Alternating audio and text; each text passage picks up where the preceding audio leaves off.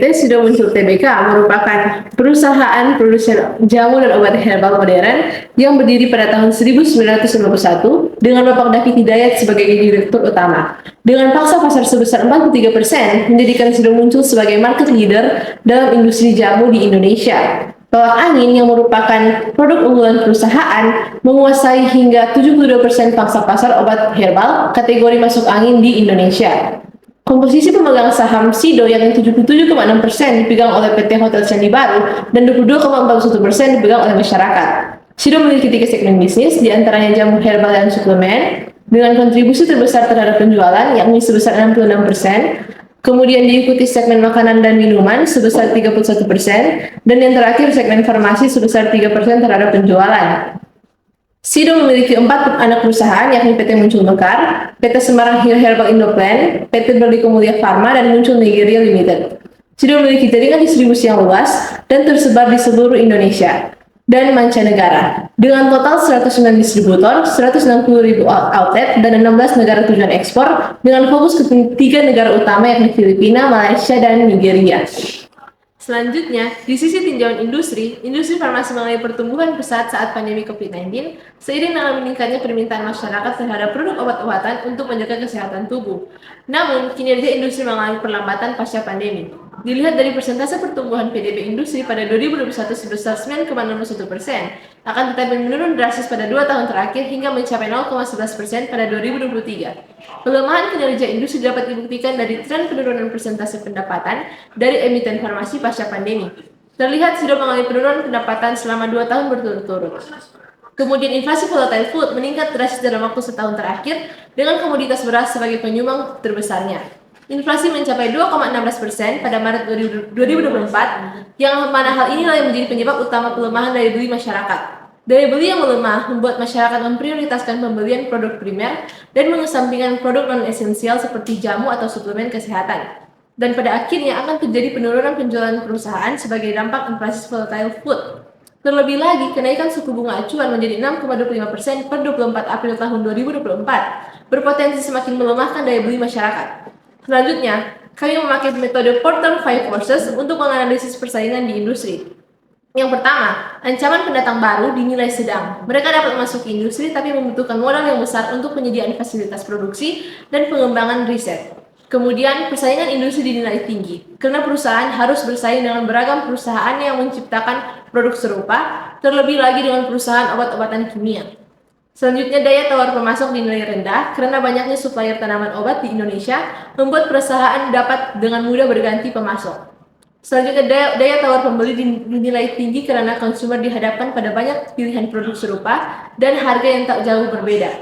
Yang terakhir, ancaman produk pengganti dinilai tinggi karena terdapat banyak produk sejenis dengan manfaat yang serupa sehingga konsumen dapat berpindah dengan mudah ke produk yang lain.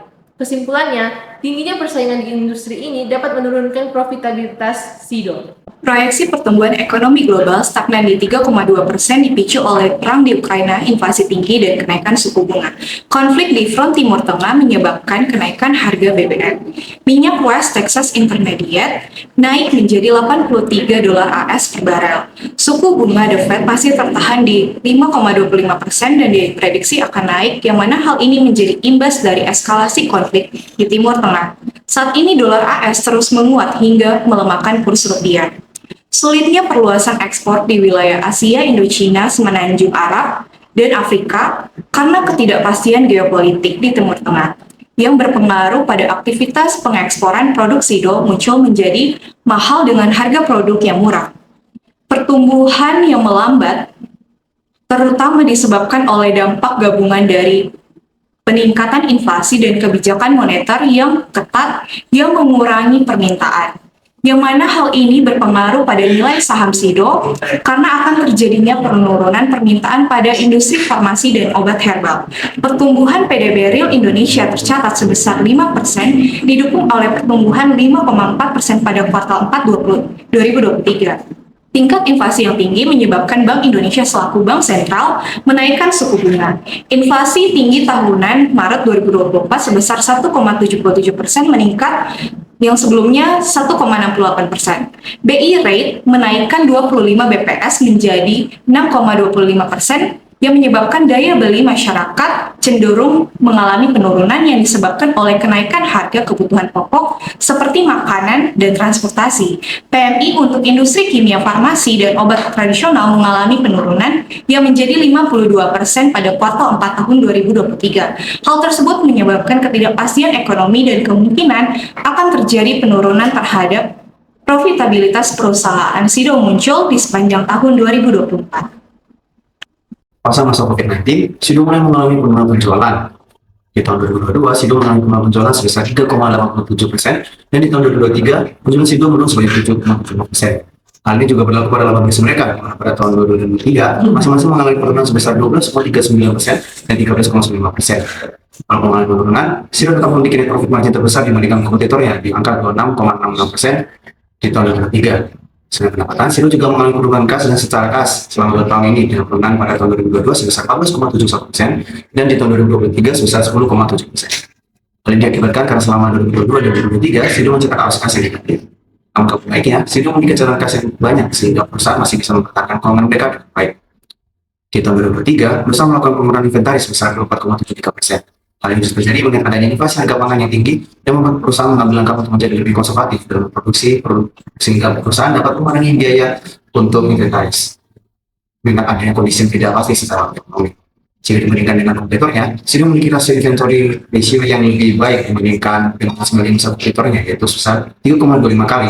Hanya di bawah SPC di bawah dengan rasio 4,47 kali. Dari analisis yang sudah dilakukan, kami dari Value Capital merekomendasikan SIDO to hold.